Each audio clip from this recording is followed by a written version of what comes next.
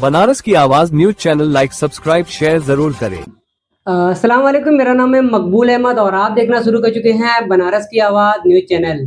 एक खबर जो सोशल मीडिया से निकल कर आई है कि आला हजरत के सज्जादा नसीम को सऊदी में गिरफ्तार कर लिया गया है। उसको लेकर तमाम तरह की अपडेट आ रही है और सदर काजी शहर मौलाना हसीन अहमद हबीबी साहब का इस पर क्या प्रतिक्रिया है वो जानने के लिए आज हम आए हैं। और कई तरह की आपके खिलाफ चल रही है कि आपने आंदोलन की भी चेतावनी दे दी है, क्या कहना चाहेंगे इस मामले पे? बिस्मिल्लाहिर्रहमानिर्रहीम। हिंदुस्तान में अहले सुन्नत व जमाअत का मरकज़ बरेली शरीफ के सज्जादा नशीन नबीर आला हज़रत कायद मिल्लत हज़रत मौलाना असजद रज़ा ख़ान साहब को सऊदी गवर्नमेंट ने किस सबब से गिरफ़्तार किया है, ये इसकी वजाहत नहीं की है। और इस तरह की हरकत अक्सर व बेशतर अवाम अहले सुन्नत के साथ सऊदिया में होती रहती है।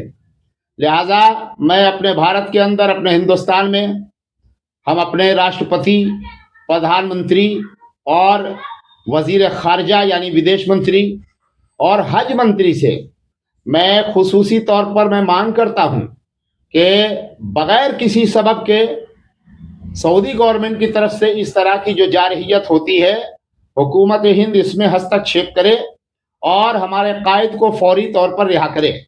मैंने इफ्तार से लेकर 8:32 तक 3 मरतबा मैंने गुफ्तगू की है, बात किया है वहाँ रियाज़ में, जो वहाँ की राजधानी है, पुराना नाम उसका नजद है। और वहाँ हमारे एक अजीज़ हैं जो आशिक आला हज़रत हैं, उनसे राब्ता करने पर यह पता चला है कि सऊदी शुरता की तहवील में कायदे मिल्लत को रखा गया है। मैं इस सिलसिले में अपने हुकूमत के इन तमाम बड़े ओहदों पर फाइज जिम्मेदारान सदर जमहूरिया, वज़ीर आज़म हिंद और वज़ीर ख़ारजा और हज मंत्री, इन सारे लोगों से मैं बहैसियत सदर काज़ी शहर बनारस मैं ये मांग करता हूँ।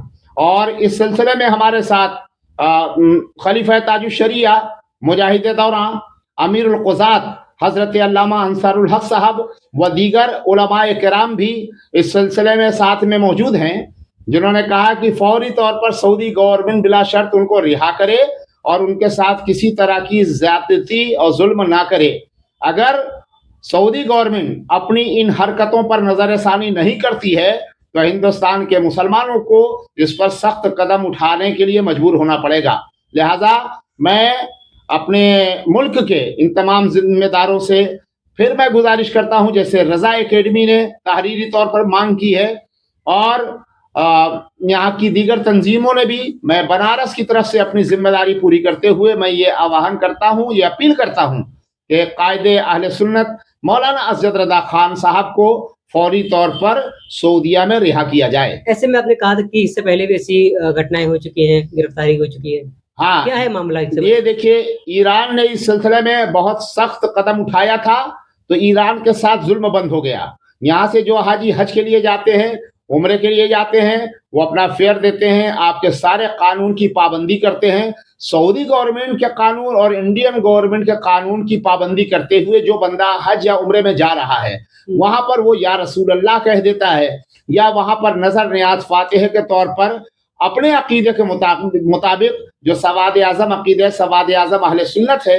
उस पर अगर वो कोई काम करता है तो सऊदी गवर्नमेंट उस पर जुल्म करने का गलत तरीके से एक बेजा जुल्म और जारहियत का रास्ता खोलती है, जो किसी तौर पर भी मुनासिब नहीं है। इससे उस गवर्नमेंट को बाज आना चाहिए। इस तरह से आपने मांग किया, क्या वाकई में आप तमाम उलमा हजरात इसको लेकर जिला मुख्यालय तक भी जाएंगे? क्योंकि अभी तो सिर्फ जो स्टेटमेंट दे रहे हैं उसके बाद नहीं, मुझे उम्मीद है कि सऊदी गवर्नमेंट फौरन होश के नाखून ले और इस पर हिंदुस्तान के बड़े बड़े हम जिम्मेदारों की जो अपील है उसको सुनते हुए हमारे कायद को रिहा किया जाए।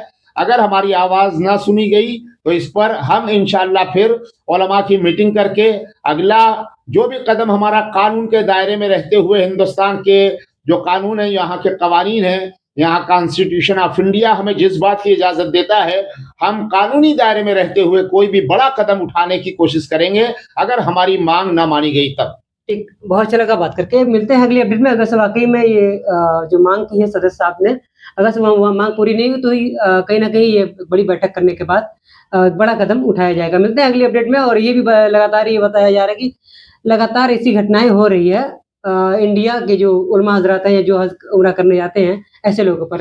लेकिन ऐसी कार्रवाई नहीं होनी चाहिए। मिलते हैं अगली अपडेट में। बनारस के बाद न्यूज़ चैनल पर नए हैं, चैनल को लाइक करें, सब्सक्राइब करें, दोस्तों में शेयर करें, ज़्यादा से ज़्यादा शेयर करें क्योंकि ये मुद्दा बहुत बड़ा है।